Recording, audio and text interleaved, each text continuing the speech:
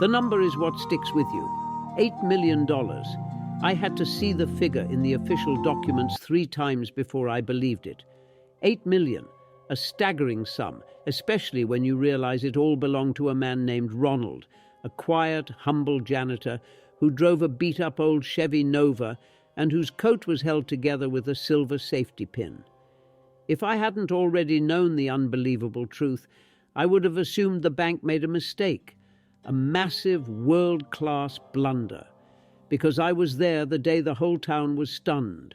Ronald had just passed away at the age of 92, and the air in the funeral home was thick with quiet sadness. People shared gentle, half-whispered stories about the sweet down-on-his-luck old guy. They spoke of how they'd occasionally slip him $5 or $10, or how the counter staff at the local diner would insist on paying for his black coffee and single plain bagel, thinking he was barely scraping by. But I was the only one in that room who knew the darkly ironic secret that was about to explode into the local news. I'm the only person Ronald had ever truly confided in. I once had a chance to speak with him, one evening after the office lights had dimmed and the scent of floor wax was heavy in the air. That single, unassuming conversation with Ronald, the quiet man everyone pitied, completely changed the way I think about money, wealth, and what it truly means to live a rich life. He didn't just have a fortune, he had a philosophy, a simple genius code he lived by. And now, as the executor of his will, I'm the one who has to break the news. This humble janitor, the man who looked like he had nothing, left behind a nearly $8 million fortune. I asked him, "Ronald, how did you do it? What's the big secret? Did you get lucky?" He just smiled and said, "There's no big secret, just little habits, done for a very long time." I learned that Ronald didn't believe in quick fixes. He believed in frugality, which is just a fancy word for being wise with every single penny. I asked him to walk me through a day in his life, and that's when the wisdom started pouring out. He told me about his morning routine. "I went to the hospital cafe every day," he said. "I saw people buying big, costly drinks and fancy meals. Me, I ordered 1 coffee and 1 English muffin with peanut butter. That was my king's breakfast." "Why that?" I asked. "Because," he explained, "if you can find joy in a small, cheap routine, you don't need expensive things to feel content. It was cheap, and it was enough." That was lesson 1. Find the joy in enough. Then we talked about the harsh Vermont winters. I asked him about heating his house. "Doesn't that cost a fortune?" He chuckled. "I heated my house for free," he said. "I chopped my own wood or I'd pick up branches. That hard work kept me warm, it kept me healthy, and it saved me every penny others were paying for fuel." His lesson? If you can do it yourself, you just saved that money. And he loved to read, so I asked if he bought a lot of books. He pulled out his little library card. "Why buy the library when you can get a library card?" he asked me simply. "The knowledge is there for free. The trick is being wise enough to use what your community offers."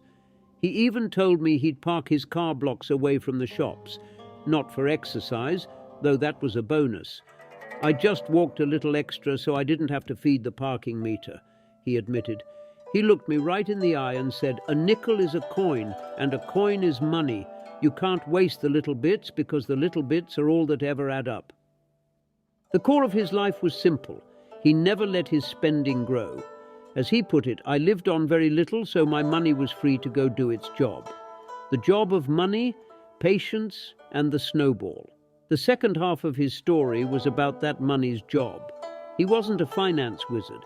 He was a self-taught investor. He told me he read the business news for free at the library. "What was your strategy?" I asked, ready for something complex. He shrugged. "It's easy. I bought small pieces of good companies, the ones that everyone knows, the ones that make soap, medicine, or light our homes. I didn't try to get rich quickly. I just waited." He showed me what he called the snowball effect.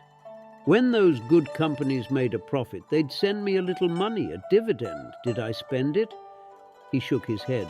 "No, I used that money to buy even more shares. That's the secret. The money you saved earns money, and that new money goes out to earn even more money.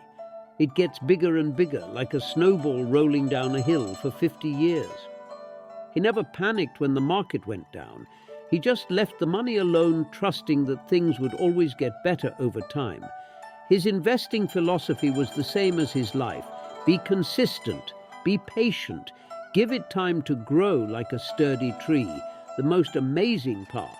Even when he was a multi-millionaire, Ronald never changed his lifestyle. He kept his old coat, his old car, and his simple muffin breakfast. He built a great fortune, but he never used it to show off. And when he died, he gave it all away. He gave $1.2 million to the library where he learned his wisdom, and $4.8 million to the local hospital where he ate his simple breakfast every day. Ronald Read's life is the ultimate lesson. You don't need a big salary to build a rich life. You need good habits, patience, and the wisdom to know that true wealth is not about showing off, but about security and the ability to help others. The safety pin on Ronald's old coat reminds me of this truth. Great fortunes are built on small, smart choices made every single day.